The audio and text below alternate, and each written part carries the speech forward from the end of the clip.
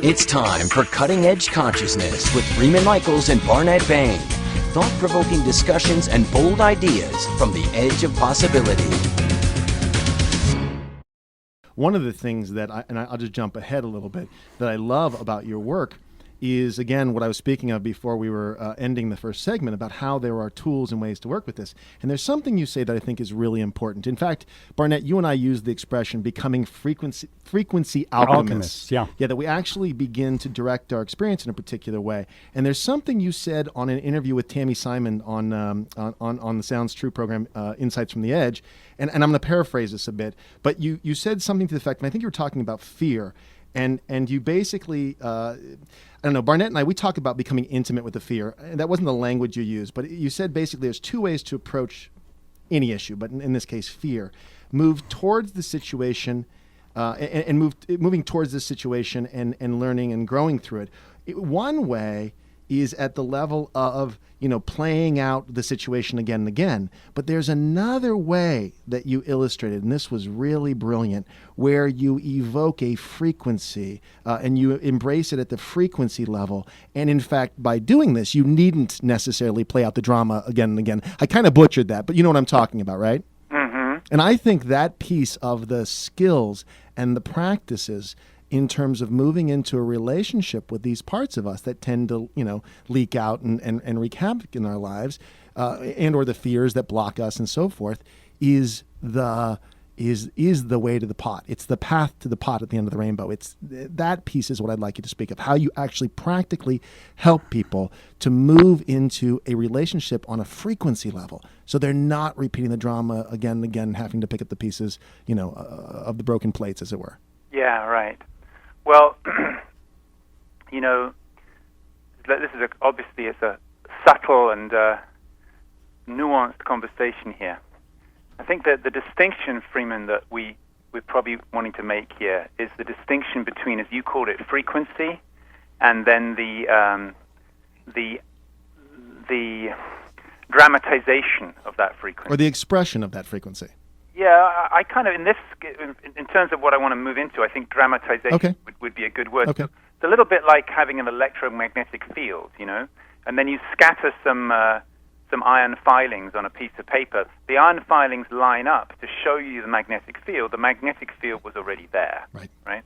So actually, I would say mostly what we are dealing with, what we are resisting are the frequencies.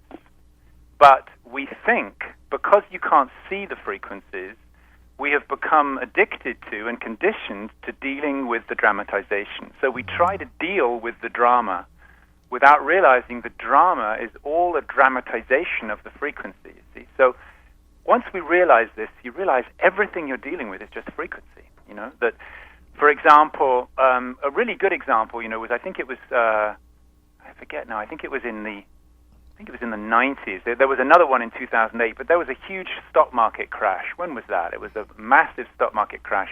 I think it was, which year was that? It doesn't matter. Anyway, there was a I try not to remember that. Okay. There was a big stock market crash, and I'm forgetting exactly which year.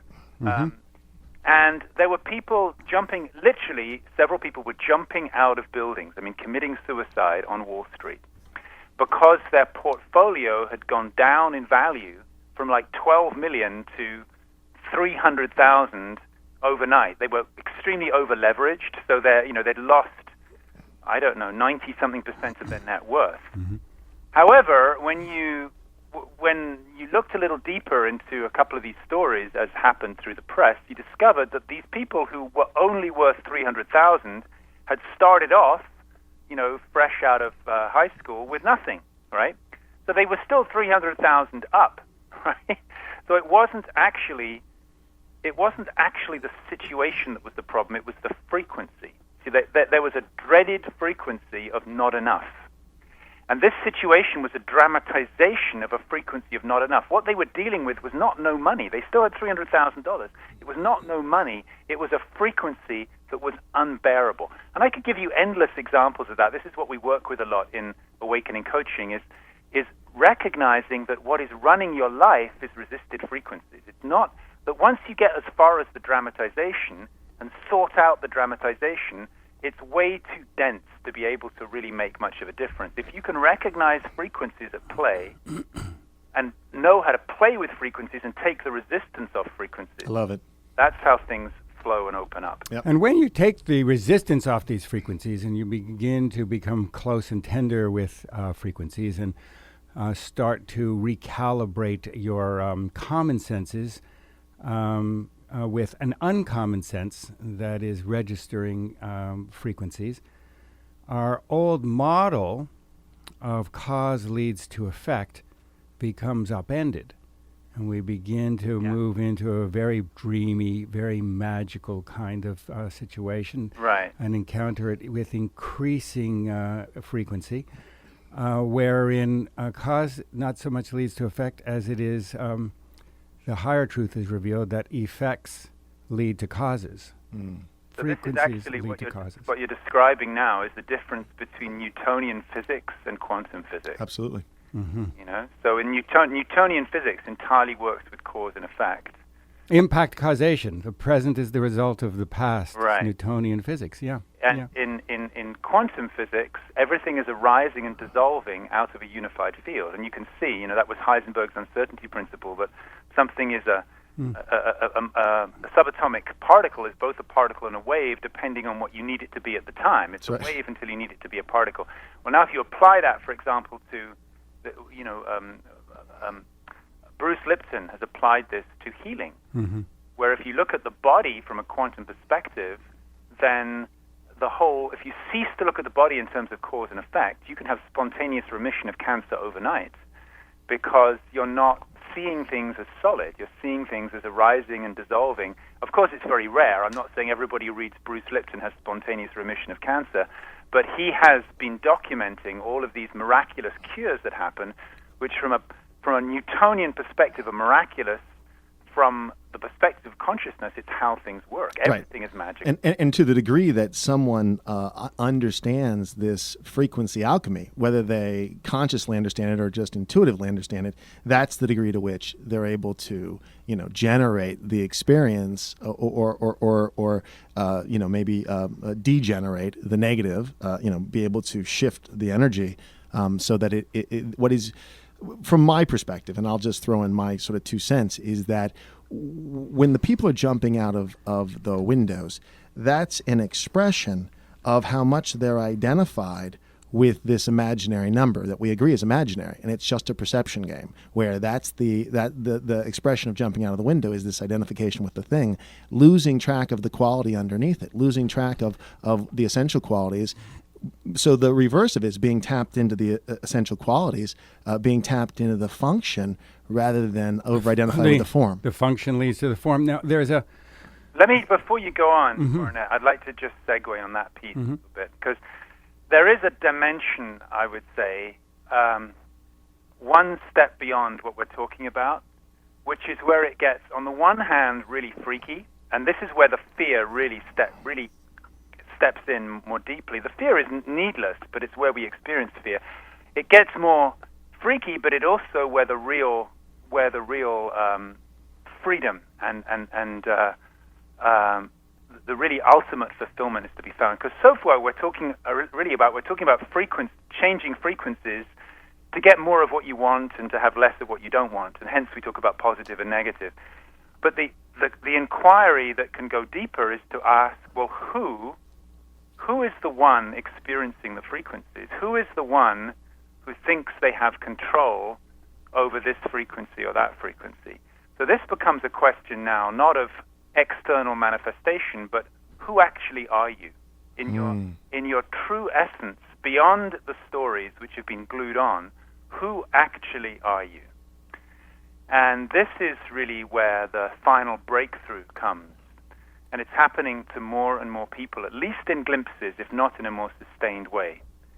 This ultimate question of who actually are you? Who, in this moment, we're having this conversation on the radio, and there are people listening, who is actually hearing the sound? And that's a question that can be inquired into in this very moment now. The intention can go backwards into itself to seek out the nature of that which is hearing, the nature of that which is seeing. And what we discover, I don't want to spoil it through some kind of philosophical abstraction, but Don't tell the third act. but what we discover when attention goes to seek itself out is that who you really are is completely on a different plane than what we've assumed we are. On the ride over here, Freeman and I typically on our respective drives over, we figure out what the show is going to be on the phone. We had a conversation and we were talking about a dream, and I was saying that I had this experience of dreaming a night dream, walking down the street and having a vehicle go by, and there I am, and the car hits a puddle, and I'm soaked, and I'm angry, and I'm upset, and then suddenly the alarm goes off, and I'm high and dry in my bed, and it's early morning. From the perspective of the little inside the night dream avatar of myself walking through the city and getting splashed, reality is one thing. From the perspective of the awakened dreamer lying in my bed, the reality of that dream frequency is something quite different. I am the entire dream. I'm the full dimension of the dream. Both of them are equally true. One of them is more empowered than the other, and it is not unreasonable to assume that the same holds true for the next dimensional perspective of this waking frequency. Yeah. I am the entire dimension as me. This is all shadow play. And so as we said, looping back to the beginning of the show, what is increasingly more real to me is that. And so I am in what is called the dream and what people refer to as the illusion. And I hold it less real, and at the same time, the paradox is I hold it more real than ever. The love is real, and though people may be a projection of me, of myself, at the level of form, at the level of function, beyond this dimensional, what is real is the love and the impact that I have.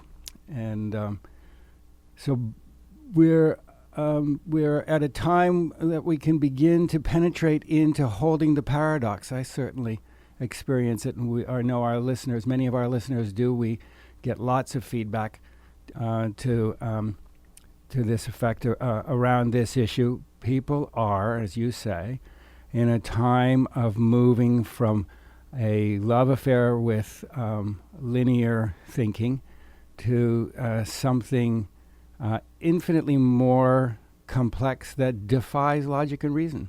Yeah. And it's also, it's very helpful to everybody to recognize that we are in a time of transition. And any time of transition, you can compare this to the shift from the Middle Ages to the Renaissance at the beginning of in the early 17th century, which was, of course, when Shakespeare wrote his plays, and when a little earlier when Michelangelo and Leonardo da Vinci were creating great art. So incredible release of creative energy happened at that time. And I would say we are in even more of a pivotal time right now. And at a time of transition like this, you can, in exactly the same circumstances, you can experience incredible suffering, insecurity, a feeling of everything collapsing and falling apart, and hopelessness. And you can also experience incredible creative breakthrough and liberation in the same time. So the pivotal difference lies in our state of consciousness. This is probably the most important thing anybody can do right now, before anything else, is to recognize the state of consciousness with which you're meeting the world, and to understand how to shift consciousness. Before you try and shift anything else, before you even try and shift anything to do with who you think you are, is to actually recognize the mechanics of shifting consciousness. That is a powerful statement. It's beautiful. I've never heard it put quite that way before, and it resonates very strongly with me. And with that, unfortunately, I'm glad we have our revelation when we have to. It's good to have a revelation, close but out. I want to reveal. Shakespeare's characters, by the way, always do that. They have this great revelation and they die, like Mercutio does Queen Mab, and then he's dead. And like each Not one. to suggest. No. Just that the death is the closing of the segment. We want to reveal one more thing before we close the segment. We want to invite folks to join a very special program, and we're going to have some details on the Cutting Edge Consciousness website. So, Arjuna, if you can tell folks about the program, that would be fantastic. Sure. So, I think it's great they can go to your website. So, I've created a course called Living Awakening, which is basically all about this. It includes a lot of amazing faculty of people who are discovering this in their own lives, who testify to how it works in their day-to-day life. And there's a link, livingawakening.com. You can register there, and it's free. You can go through a little introduction, and I think there are going to be details on your site about how people can go deeper if they choose to. Absolutely. It's a wonderful time to be able to really learn from each other. It's a beautiful experience. Yeah. That's great. And we're thrilled today to have gone deeper with you, Arjuna. Bless you for being our guest. And thank you all for listening. Now stay tuned, because Barnett and I will be back for the third segment after these messages. Stay with us.